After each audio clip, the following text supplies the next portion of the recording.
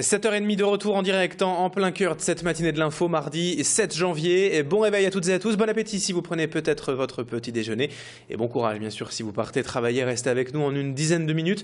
On va faire un tour complet de l'actualité dans votre métropole lilloise. On parlera bien sûr également météo et infotrafic, surtout juste après le journal de la rédaction.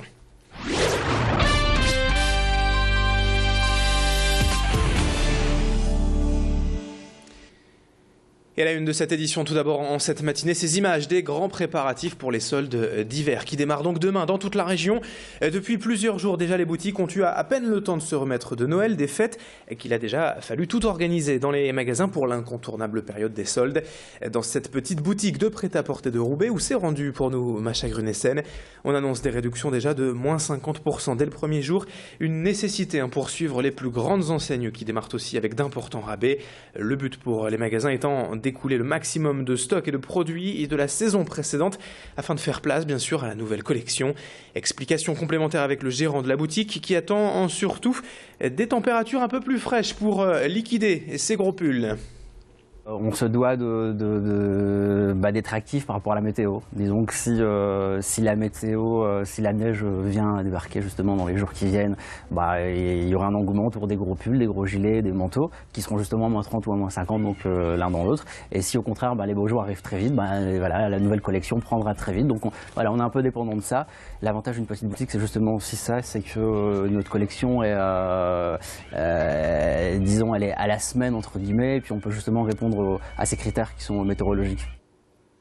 Et pour rappel, les soldes démarrent donc demain mercredi dans toute la région. Elles dureront 5 semaines, soit jusqu'au 12 février et prochain.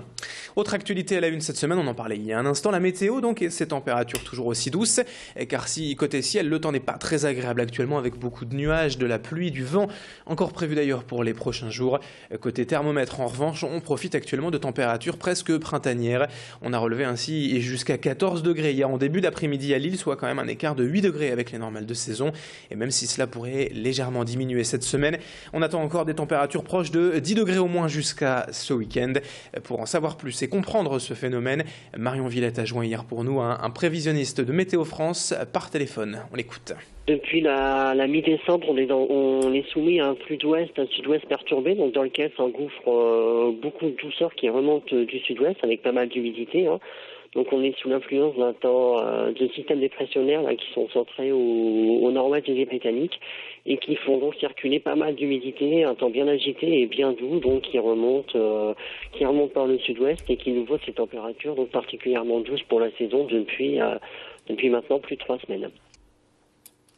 Autre information en bref dans l'actualité du jour, c'est donc ce mardi soir que les Roms installés depuis fin octobre à la Bourse du Travail de Lille vont enfin quitter les lieux.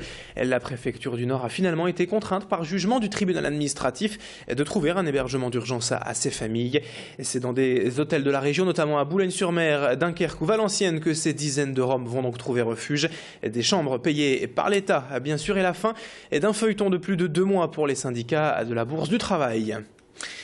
Dans le reste de cette édition, toute autre chose, du sport, du football et un retour sur les 32e de finale de la Coupe de France ce week-end et l'élimination donc des amateurs de Marc-en-Barœul, défaits par les professionnels de la JOCR et les 7 divisions d'écart entre les deux clubs. Hier, tous les joueurs se sont dit très fiers de leur parcours, très heureux d'avoir pu affronter une équipe professionnelle.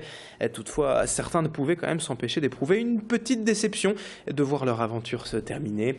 Ils vont désormais retrouver le quotidien beaucoup plus anonyme de leur championnat de promotion d'honneur en visant la montée en division supérieure cette saison. Mais avant cela, Adélaïde Bollard est allée à leur rencontre hier notamment auprès du capitaine de l'Olympique, Marc. Effectivement, un état d'esprit positif. Je pense qu'on a fait une belle aventure. Match contre Auxerre, c'est un peu l'anecdote. On a fait un beau match. Ça reste que du positif. Chaque année, on fait 5 ou 6 tours. Là, effectivement, on a eu la chance de tomber, entre guillemets, des équipes qui étaient certes au-dessus de nous, mais dans le jeu égal à nous. Donc, on a fait notre parcours et effectivement, en 32e, c'était l'aboutissement de tout cela.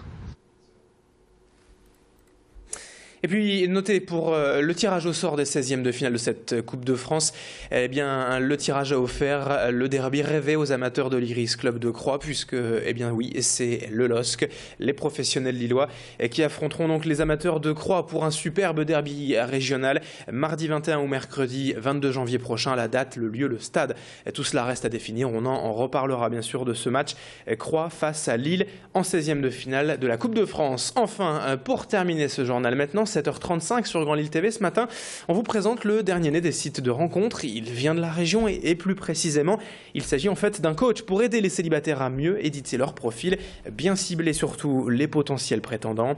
Vincent Manouvrier a importé ce concept des États-Unis et propose à ses clients une étude personnalisée pour réussir à se démarquer sur les nombreux sites de rencontres existants aujourd'hui. Il s'adresse donc avant tout à des personnes qui n'en connaissent pas les codes et qui n'ont ni le temps ou l'envie de mettre à jour leur plus beau profil.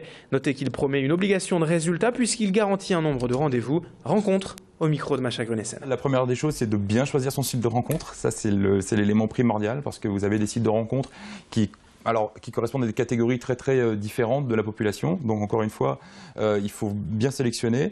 Et derrière, il y a un certain nombre de codes, c'est-à-dire que il faut pas, pour donner un exemple tout bête, si vous rentrez une description très chronologique de qui vous êtes, de quelle est votre histoire amoureuse, vous allez passer pour un ringard sur Internet, alors que si vous faites une présentation un peu sympa, un peu ludique, un peu humoristique, on va tout de suite sortir un peu du lot et ça va nous permettre de faire des rencontres sympas.